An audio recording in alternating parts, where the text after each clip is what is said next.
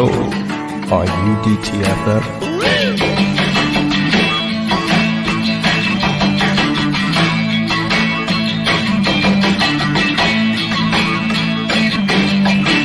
Once again, here's Drinking and Talking Fantasy Football with your host, Jake Trowbridge and Dustin Lunt. Hey, welcome back to DTFF, everyone. Happy Tuesday evening if you're joining us live. We are back better than ever, if that's even possible. I don't know how we can get better every single week since I feel like we're already on top of the world every week. But yeah, we're back. We've got a great show for you all this evening. This is it time to panic? Do we hit the panic button on certain players? I know we're getting close to the playoffs here. I think for a lot of people here, this is maybe the last week before your playoffs actually begin. So you're making that final push. Hopefully some of these players we talk about will help make things a little bit clearer for you this week and help you make that push into the playoffs themselves. But before we get into all that, got to say hi to my co-host, Jake. How are you doing this evening? Hello. I'm doing great. I'm apparently recording from a cave with this lighting. I don't know what the hell is going on, but I'm doing great. I'm excited to talk about the playoffs that I won't be in for our home league, but will be in other leagues. So that's fun. Well, you'll be in the consolation bracket, so there's that. Boo that. Hey, I am about this close to joining you there, so I'm not really shit talking here because I'm probably just going to talk myself right into it at this point. And I'm going against this week one of the top player in our division, so I'm not looking forward to that either. But it'll be fun. It's fun regardless. Yeah, there's always high score, and there's always next year. That's right. Before we get into our main event here, Jake, what are you drinking this evening? You know, I'm actually drinking a little gift from a next door neighbor. It's Old Dominic's Toddy whiskey mix from you over there. And I mixed it with a little bit of apple cider and a little bit of club soda. It's fucking phenomenal. Nice. Absolutely phenomenal. What are you drinking? That was a great whiskey. I really like that. I'm just back to the old box wine this evening. Can't go wrong with it. Mainly because I can't get downstairs with my foot situation, so all my beer's in the basement. And let's be honest, I'm just too lazy to go to the store and pick up some to keep upstairs. So, wine fair. It is. Wine it is. Yeah, we had a interesting weekend of football. I hope everybody enjoyed the 4 days we had with Thanksgiving, Black Friday, Sunday, Monday. I'm going to be honest, I was super disappointed with the Sunday night game, only because I had a bunch of players playing and they didn't show up at all. So that was very disappointing for me. But I'm going to knock on wood, a relatively injury-free weekend for the most part. I think we avoided any significant injuries for like the first time in like 6 weeks here. So yay.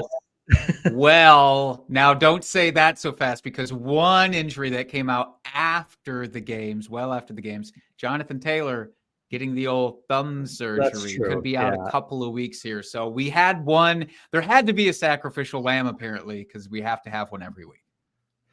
Yeah, at this point, it just feels like it's going to happen regardless. But other than that, I think that's it for the news. We don't need to talk about anything else news-wise. There's nothing that significant happening. But I think we do need to talk about this shot bet that we did last week. Even though I don't want to talk about it, so listeners, you probably already know by that tone that I lost it this week. But to give everybody a reminder, we went Baltimore wide receivers versus the Chargers wide receivers. And Jake, you threw this one out. I took the Chargers. I was absolutely confident in Keenan Allen and Quentin Johnston and the whole team there that they were going to pull through like, Keenan Allen's been doing all season long. But oh no, Zay Flowers says, hold my beer. I'm going to get you a couple of touchdowns on top of everything else that happens there in Baltimore. So Baltimore ended up with 36.8 as the wide receiver group, and the Chargers ended up with 29.5. So a thorough beatdown on the bet side. So I'll take it. we all know what's coming here. Jake, you're an amazing fantasy football prognosticator / genius. Cheers, my friend. Thank you. I appreciate that. I'll throw myself under the bus a little bit just for your sake. Last week, remember talking about and throwing this bet out, and I kept referencing Cooper Kupp because I'm an idiot who doesn't understand that there's two different teams in LA, and I just kept inserting Cooper Kupp into the conversation where he had no right being. No, I knew what you meant, though. Don't worry. I won't nullify the bet because of that, even though I could by rights. You could, but you're too much of a gentleman for that. That's right. I definitely am. Hey, we've got Albert joining us again. Welcome back, Albert. Thank you for joining us. Happy to have you with us. All right. Looks like we're to our drunk trade. Should we get to it? Do we have a good one lined up, Jake? We have a great one lined up, I think. Good. I can't wait. Drunk, hammered drunk. Drunk trade of the week. As we often do for these sorts of things, we ventured back to Reddit. Reddit user Cace Fires, I think is how you pronounce that. They traded away Alan Lazard during this year's rookie draft for 2023 and 2024 fifth round picks. Got roasted for making the wildest valuation someone's ever seen. Still won the trade, in my opinion. Dustin, I don't think we need to discuss if they won the trade in retrospect. But let me ask you this. At the time, with Aaron Rodgers at the helm, do you think that that was fair to roast? A little bit. I think he probably could have gotten a little bit more with this. A couple of fifths. I mean, you're looking, Lazard was supposed to be the number 2 on the team. Remember, they traded Elijah Moore. You've got Garrett Wilson there as the absolute number 1 on the team. But at worst, you were looking at Lazard as your probable number 2 going into the season. So, yeah, a couple of fifths. I mean, it worked out in the end, obviously, because at this point, I think he would have taken a ham sandwich for Alan Lazard for the production he's given you this season. So I think you ended up fine, but I think you probably could have gotten a little more. But obviously, if you didn't believe in him and you were willing just to take what you could, I mean, you did what you had to do, and I applaud you for that. Yeah, there were people, I'm not going to say people on this podcast, but there were people out there saying that Alan Lazard could fight for the number 1 spot because of Aaron's insistence on throwing to his guys. Now, obviously, that's wild.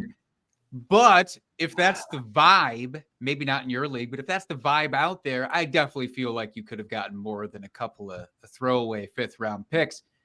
And I think it is fair that they roasted you at the time of making this trade. I'm on board with every part of this trade. The roasting initially, but also your evaluation now that you won the trade. Because, Alan Lazard is probably just going to be gone. Yeah, unfortunately, which is too bad because we love him coming from Green Bay here. He was fun to watch, but never really panned out how we had hoped. Maybe next year he gets a little bit of a resurgence if Rodgers actually returns and he's still with the team. But at this point, I'm not banking on it. Hard to say for sure. But that's a pretty clear-cut one. I will be honest. I make a lot of those types of trades of just like, somebody give me a 4th round pick for this asshole on my team. Anything. But normally that's because I'm in a rebuild in that league and I'm just trying to sell my scraps wherever I can. So maybe that's their situation. You know what, though? That's a good way to go about it, though. Getting rid of players you would probably drop or you don't want the points anyway. Just get anything you can get because you don't want them anyway. You know they're not a long-term solution for your squad. So, yeah, why not just get what you can and at least you get something in return as opposed to just dropping them, someone being able to pick them up for free. That's right. Never help your league mates out like that. Never let them get somebody for free. Never. Ever. All right. Should we move into the main event here? I think we absolutely should. Our main All segment. right. We can't have anyone freak out there, okay? Gotta keep our composure. We've come too far. There's too much to lose. It's not just keep our composure. Oh, Jake, that was delightful. I thought it was delightful. Can you name that movie that is from? I'm gonna say semi-pro. No, you're so close. I almost used a semi-pro clip of him getting bitten by a bear. This is actually from Old School. So Will Ferrell does a lot of these types of shouting montages. Oh yes, They're all that's great. when they're doing their trying to get their fraternity at the end. Right. Yes, The I remember. multi-event thing Yeah. after he gets burned by jumping through the thing. Anyways, we don't want you to get burned by these players. There's the segue. There of we all go. Segues. So we're going to help you hopefully not panic because, as he said, we have come too far for you to panic right now and ruin it. So it's about reacting versus overreacting with some of these That's players. right. And we have to say to Mr. Scampers in the chat, good afternoon to you, sir. Good evening, good Scampers. morning, whatever it is. And Scampers knew it right away that it was Old School. Another Yeah. reason he's the I feel best. bad that I actually missed that, but anyway, we won't linger on that one. So, Jake, you put together a nice list of players here Yes, sir. that to talk about. All studs for the most part here. I would say Adjacent. that have been producing for you, but have maybe hit a little bump in the road, had a stretch of bad games here. And we'll just start right at the top of the list here. Your first one here is Travis Etienne. So over the last couple weeks, he has finished, we'll say the last 3 weeks, and going against some fairly solid defenses, gone against San Francisco, Tennessee, and Houston, finished 38th, 30th, and 21st overall. Jake, are you concerned about this trend here, or do you think it's just a function of tough defenses? I don't even think it's a function of tough defenses. I think it's just the Jaguars finally living up to what we've wanted the Jaguars to live up to in the passing game. Trevor Lawrence is coming on hot. Calvin Ridley is coming on hot. There's not enough to go around. This isn't an offense that's built to sustain every single player that's out there. So Travis Etienne has felt the brunt of it. But it's a very reasonable guy for people to be panicking on here, especially if you're desperate for a playoff spot this week and you're deciding, do I start this guy who is the RB4 up until a few weeks ago, or do I start this guy who is the RB40 over the last 3 weeks? Which guy am I going to get? I think that the safe answer is it's somewhere in between. I think the days of him putting up, 20 plus points consistently are gone, but I think we could expect him with their strength of schedule going forward. There's no buzzsaw that he's running into where I don't think that you have to sit him. Would you consider sitting him at this point? I don't know that you can consider sitting him just because he has gotten you to this point, and we know he has that potential to really bust out. But I think you're absolutely right. The passing offense has found its groove, which is why we've seen it. But when you're looking at his stats, I mean, he is being involved in the passing game. He's getting 4 to 6 targets a game, which is nice. Not doing a whole lot with those targets. Unfortunately, I think the thing that we're really not seeing here is he's not getting into the end zone, and that's a real big thing here. They're using the wide receivers once they get down to the red zone, and I know yards per attempt is not a great stat, but when you look at that just raw number, it's been under 3 yards per attempt over the last few weeks, and that's not good, Bob. That's rough.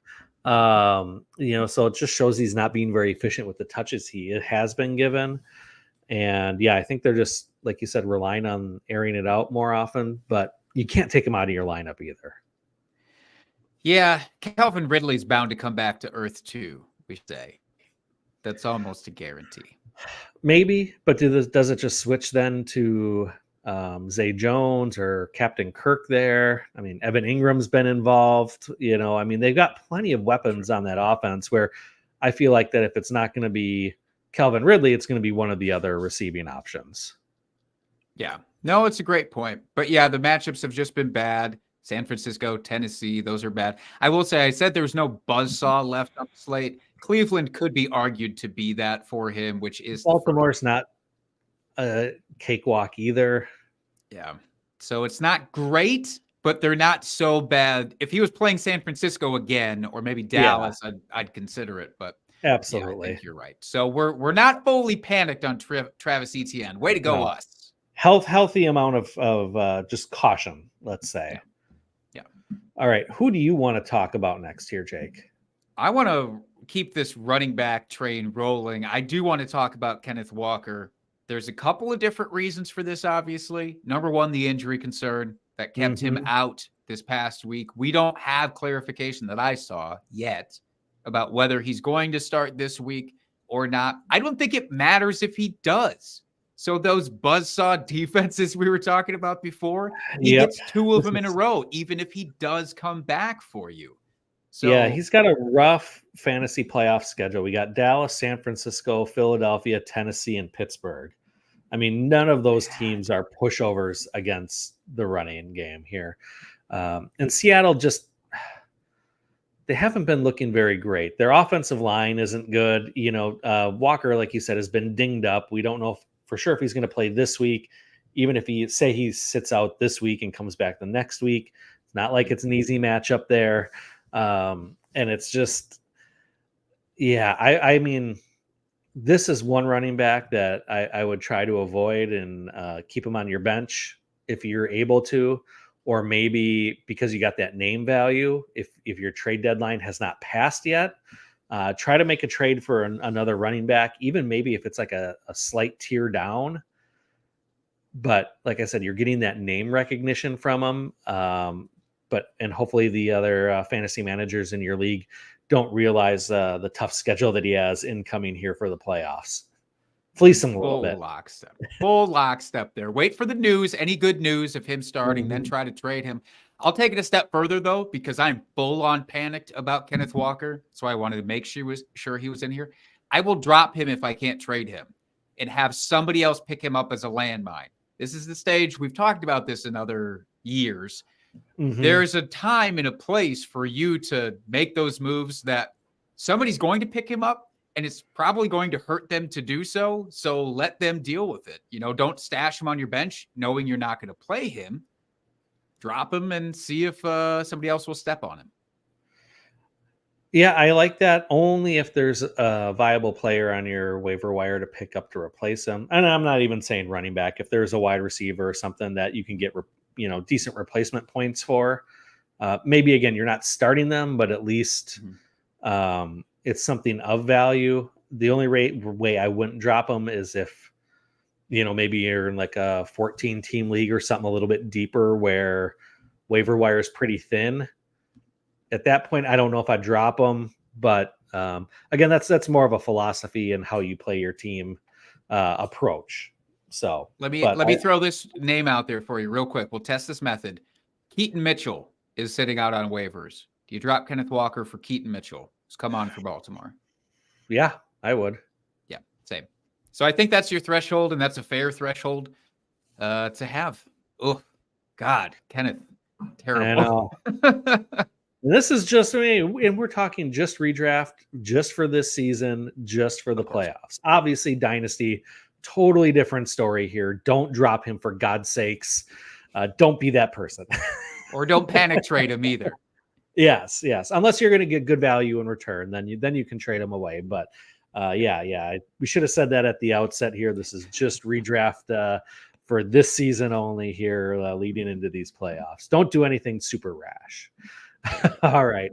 I guess let's stick with running backs, because this next one here on your list is really interesting to see, and I really want to get your opinion on if you're panicking or not, and that's Austin Eckler. So Austin Jake, Eckler. yes, hit me with this. I put his name on this list because I do a Q&A live stream on Monday nights, and so many people asked about Austin Eckler. All caps. It was all caps about Austin Eckler. What in the hell do I do with Austin Eckler? Because he's been less than stellar. He's been under average. He's been held to under 10 fantasy points in back-to-back games. That's not good. That's not good for Austin Eckler. I understand that. It's been right on the cusp of it, and he looked bad against Green Bay, and I was watching that in person, and I thought, well, no big deal, right? Just a weird, fluky day. That sometimes happens.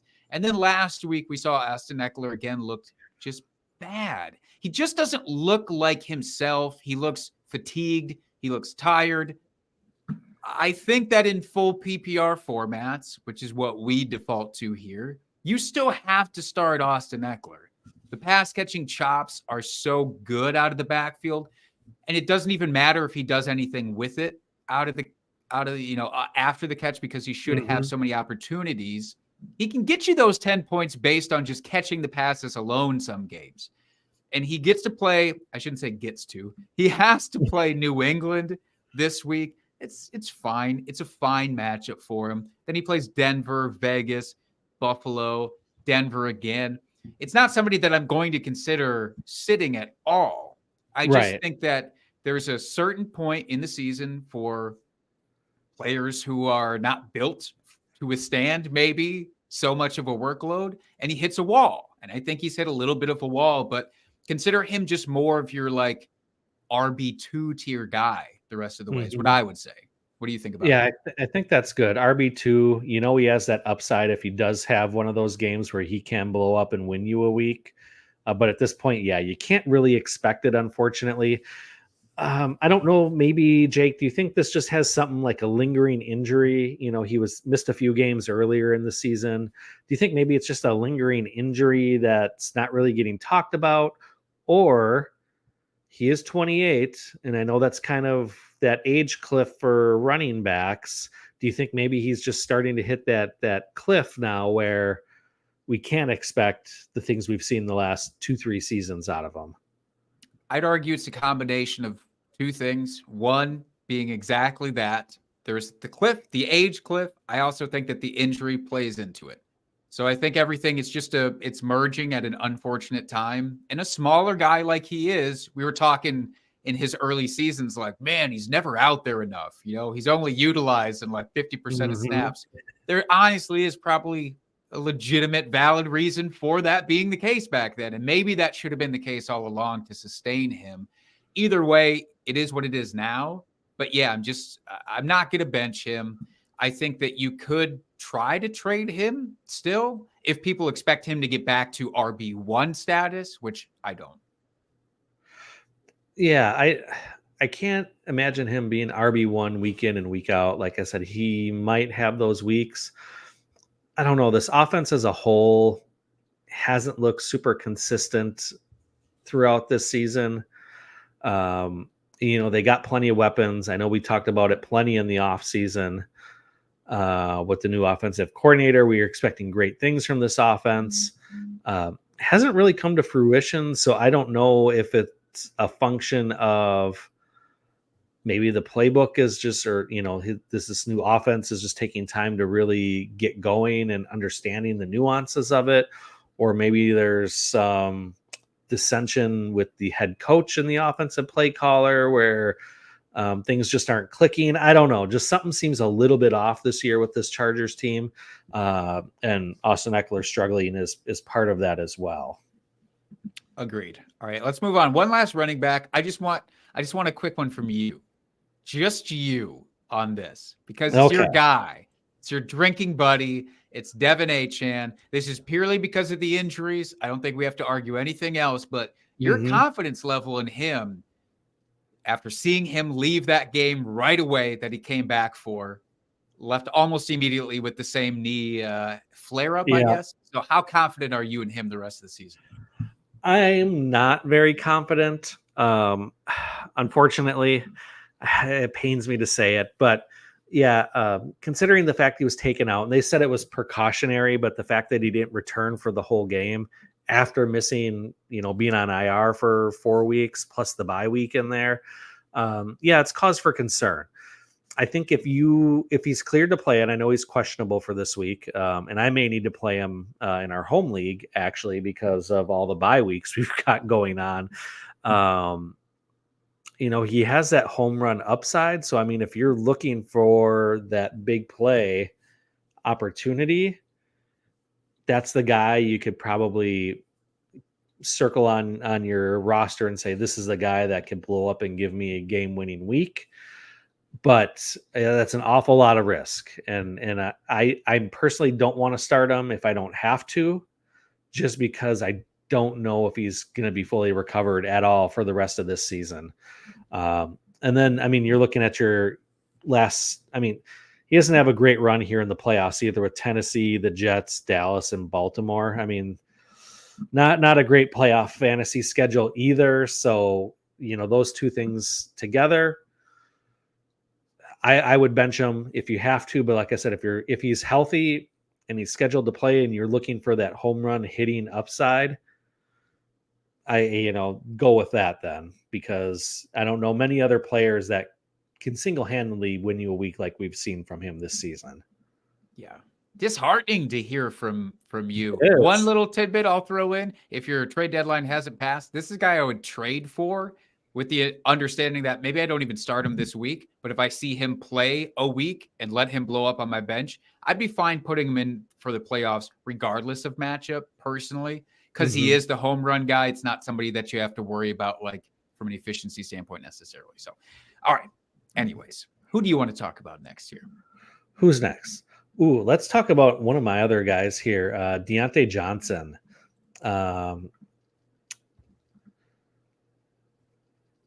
We had a better week this week than what we've seen the past couple. We saw this offense looked like they opened it up a little bit. I think he's someone that you should be starting. I do. I think I don't think this is just a 1 week boost that we're going to see from this Pittsburgh offense here with the change in coaching. I think this is something that they're going to be focusing on for the rest of this season, really trying to open it up, play a little bit more loose, not just be the ground and pound team that we've seen for the last few seasons here when Canada was the offensive coordinator. So Deontay Johnson, I feel comfortable starting him. We saw him get a couple deep throws to him this last week, which was really nice to see, because typically you think of George Pickens as that guy, but no, they were getting Deontay Johnson downfield. He is their number one on the team, and I would feel comfortable starting him the rest of the season. And the playoff schedule's middle of the road. It's not terrific, but not terrible either. So what do you think, Jake? I'm tepid with him. I'm not as excited as you are. I'm not full on panicked about him either. I think what you said that stands out the most is just the offense getting better. So I'll tie myself to a wide receiver in an offense that is actively getting better in a role where he should see more targets. I mean, 8 targets, that's good. That's about what you want and hope from Deontay Johnson out of most games. Hopefully the touchdowns get there with this team. That's still the elusive mark with them, but it's only been a week, so I'll be patient. All right, Jake. All right. Who's next? Well, I want to talk about a duo. I'm going to be efficient here. Let's talk about 2 wide receivers from the same team. Let's talk about Puka Nacua and Cooper Kupp. This is where I think most people are losing their goddamn minds. If you roster Nacua and Kupp, especially Cooper Kupp, you're freaking out, man, because Cooper Kupp hasn't hit double-digit fantasy points since all the way back in week 6. All the way back. You already had to wait at the start of the season to get this man into your lineups. He's done nothing. He's done nothing with it outside of a big blow-up game in his initial return. So I think he's on a different level, but I think it's okay to talk about Puka as well, because Puka is massively up and down. He's kind of Calvin Ridley-esque. You get a spike week here and there. But ever since Cooper's been back, it just doesn't seem like Stafford can support both of these guys, or sometimes even one. And if you look at last week's stats, especially, Oof. neither of them did anything, but it's not like Stafford was terrible. Stafford was completely fine. And Tyler Higbee scores 2 touchdowns. And the ancillary pieces around there, Tutu Atwell had a perfectly fine day for you. But these two come up with almost nothing. So I'm very panicked, but I'd love you to be able to talk me off the ledge with one or either of them. Yeah, and I don't know if I can. I'm going to be honest, no. Jake. I think with what we saw this last week, and they were playing Arizona, I think the coaches did a really good job of just game planning against the defense, where they saw something in that defense where they didn't need to throw to their wide receivers, that they knew they had good matchups with, like you said, the tight end and the running backs out of the backfield. And that's what they focused on. And I think they're doing that in a way to keep Stafford upright, as opposed to having him sit in the pocket waiting for these longer plays to develop, even though Puka and Cooper Kupp aren't necessarily these down the field threats that, you have to wait 5, 6, 7 seconds for these plays to develop. But still, I think, they're very conscious that Stafford's getting older.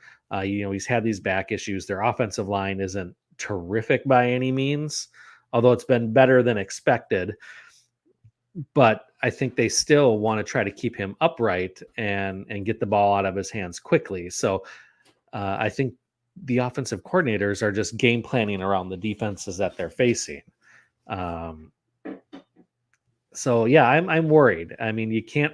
Cooper Kupp especially, you can't rely on him right now.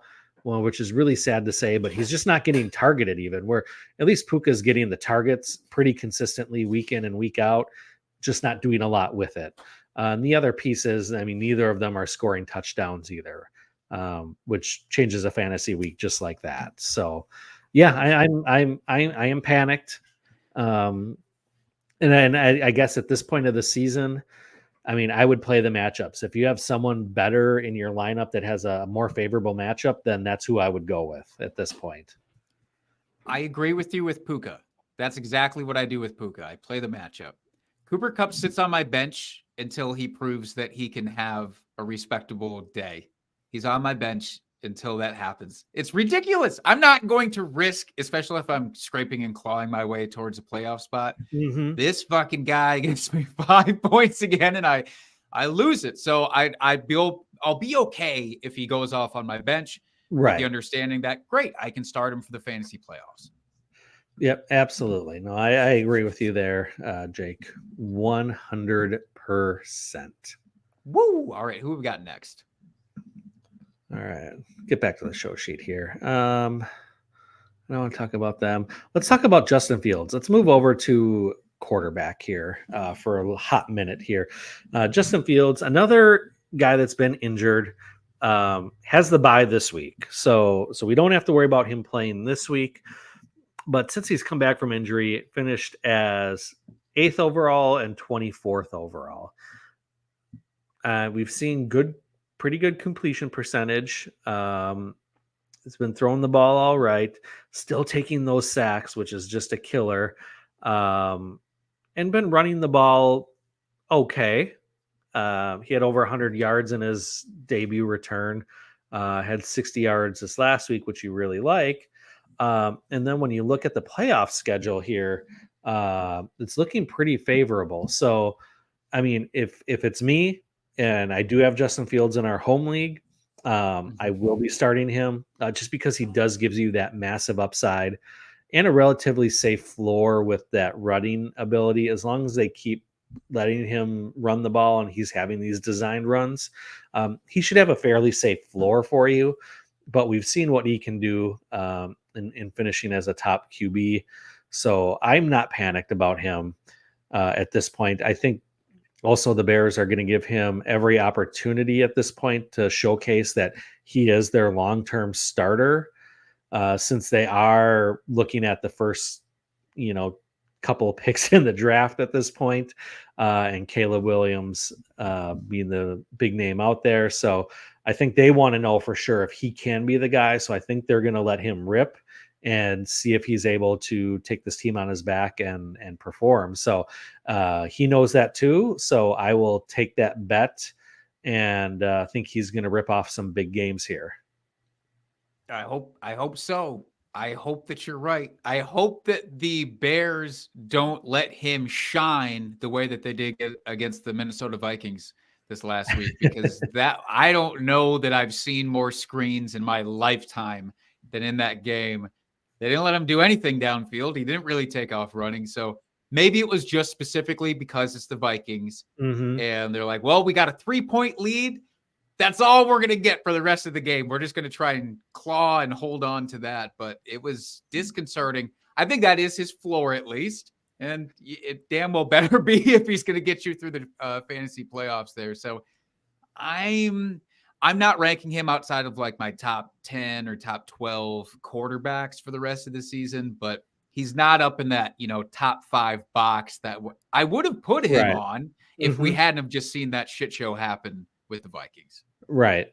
Okay, let's hop into the chat real quick here, if you don't mind. Interrupt our regularly scheduled programming. Rust Maniac is asking, should I drop Tyler Algier or Jerry Jeudy to pick up a defense? I am very curious about what your defense situation is, Rust, more than anything. Let's first talk about these two players, though. If you had a preference for who to drop, who would that be? Oh, as much as it pains me to say, it'd probably be Jerry Jeudy. Although it's close. I mean, we've seen Bijan be much more involved recently, where earlier in the season, Algier was getting more play. But I still think Algier has more potential upside in that offense, knowing that they're going to run the ball a lot than Jerry Jeudy right now. He's just not playing well, not getting targeted a ton.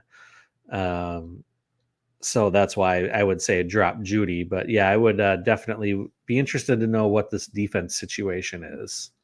So Russ did comment, he's got Baltimore. They're on bye this week, so that makes sense. And you don't want to drop a quality defense.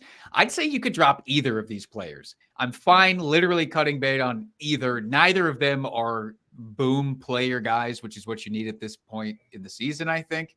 If the Falcons defense is sitting out there to stream, they get to play the Tim Boyle Jets this week. So I think that that's probably a decent streaming option for you. Mm-hmm. Yeah, absolutely. All right. Well, let's talk about the other quarterback in the room. Let's just keep it going with Joshua Dobbs. If Justin Fields' floor was here, I'm putting my hand in the middle of the screen, listeners, then Joshua Dobbs' floor is about all the way down here. It's so far below the screen that it looks like I'm doing like, here's how low my balls sit, that type of motion, but it's not. That's where Joshua Dobbs' floor is. It's awful.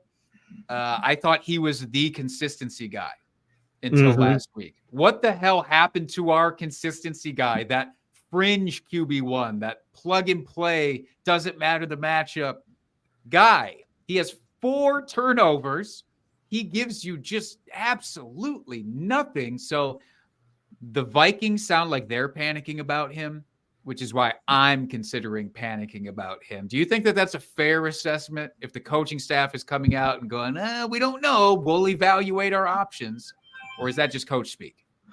I think that's just more coach speak. I mean, who are they going to turn to at this point of the season? That gives them more upside than what Dobbs has. Every quarterback has a down game or two. He's still relatively new to this offense and this scheme. So the fact that he has played relatively well, except for this past week, he's doing great work. I mean, I can't imagine the Vikings moving away from them. They traded for him for a reason, because they don't trust the guys behind them. So, I mean, if you have a better starting quarterback option, obviously I would go with him, but I'm not in a full-blown panic at this point about him either. Let me ask you, Jordan Love or Joshua Dobbs rest of the season? Who would you rather have? I think that's the cutoff we need to look at. Oh God. That's tough, Uncomfortable. Jake. Uncomfortable, isn't it? It is. I'd lean towards Jordan Love right now. It's not the homer thing, I don't think. It's just the trajectory thing at this point. Who has more upside? I would say that that's Jordan Love.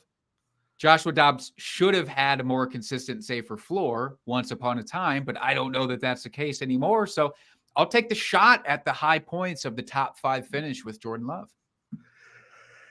Yeah, I was leaning that way too, but I really had to think about, is it just the homer in me liking what I've seen the last couple weeks out of Jordan Love? And that could be, but yeah, I think I will lean that way too. But it's really close. I can't say I'm definitely take one over the other. It's more of just a gut feeling at this point. So if you're feeling more confident about Dobbs than say Jordan Love, if you're going up against that decision, I don't think you'd be wrong. My gut's different, but my gut's dumb as fuck sometimes. All right, let's each talk about one other player here before we move on. All right, one other player here. Let's finish with tight end here. And let's talk about the big guy himself, Travis Kelce. Who he's had kind of an up and down season. Not what we've traditionally seen out of Kelce. And I think the big difference though this year is he's only scored 5 touchdowns. He's still being targeted plenty most weeks. I think his lowest targets to date was week 9. He only had 4 targets that week. Otherwise, he's been seeing on average 8 to 10 targets per game, which is terrific. I'm not panicked about him at all. I know this offense, it's had its ups and downs. It's struggled a little bit, but that's bound to happen. I mean, when you have an offense like the Chiefs that's played at such a high level for so many years, it's disconcerting to see them struggle. But it's the NFL. Any team can come out any week and win and just dominate another team. And that's all I think it is. It's nothing to be concerned with. Kelce is still finishing just fine. I mean, the last couple weeks he finished 5 and 6 overall. Not what we're accustomed to, but it's not like he's killing you and losing you weeks either. So yeah, I'm not concerned about him at all. What say you, Jake? Yeah, there's this thing where people just say the sky is falling with Travis Kelce because of what we're used to from last year. And look, it can't always be that great. And I am tired of the Taylor Swift makes him play worse narrative thing. None of that is true. But I do think that he is getting up there in age, and it's reasonable to expect from a 34, 35-year-old tight end a down game here and there. But he's really had 2. He's had 2 all damn season. And he's bounced back the last couple of weeks, like you said. I mean, yeah, tight end 5 and 6 isn't where you drafted him, and I get that. But do you have a better option at tight end? No. Do you? I mean, are you going to do the game of, will I start him or Trey McBride? I mean, I love Trey McBride, but I don't think that I'm at the stage of making that a decision. Yeah, unless for some reason you were able to draft Sam Laporta super late in your draft, then maybe depending on the matchup. But even then, even Laporta's had it down. Yeah, stretch. I mean, Kelce's one of those guys that I will stick with until he retires, probably, because he's probably going to just keep doing what he does every single year. There you go. All right, I want to wrap up on one other player here. It's a contentious player on this podcast. He goes both ways. His name's Amari Cooper. Dustin, I want the hot take from you. What do you, the Amari non-truther, then non-truther, do with this guy at this stage? I mean, really at this point, he's an avoid for me. I'm panicking. And a big part of that just comes from their quarterback situation. Watson's on IR now, done for the season. They got DTR, so rookie. I want to say it was like a 6th round pick or something like that. And not that we can't see late round picks or undrafted quarterbacks do well in the league, but as a guy that wasn't planning on getting much playing time, if at all, this season, being thrust into that starting role, it's a downgrade for all pieces, or all pass catchers, I should say, on this offense. Running game's still fine, but that's not what we're talking about here. So yeah, and Amari Cooper, just he's been going down the last few weeks. It keeps getting worse as opposed to getting better. And in the playoffs, I don't especially love the matchups either, especially going into your semifinals and championship week. So yeah, I'm panicked on him. I'm sitting him. I am not playing him unless I don't have a better option.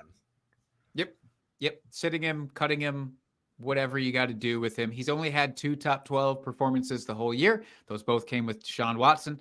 It's bad. The splits with and without are absolutely terrible. So I'm fully out on Amari Cooper, and I'm glad that we could end on such a positive note. Oh yes, so positive around here. All right. Well, let's do some starts then, huh? Yeah. I hope we soothed some of the panic that you had, folks, and we'll get you right for the playoffs here. But yeah, let's get into our starts of the weeks. We'll review last week's here. Jake, you had Demario Douglas at the Giants. Ended up with a respectable almost 11 points. Did leave early with the concussion. So keep an eye on his status, but I think that was a good call. He probably would have ended up with quite a bit more had he not left with that concussion. So good call, Jake.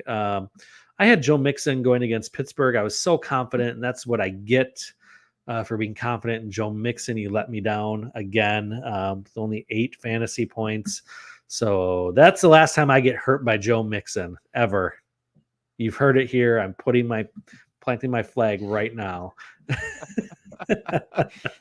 He says until the next time that he's desperate.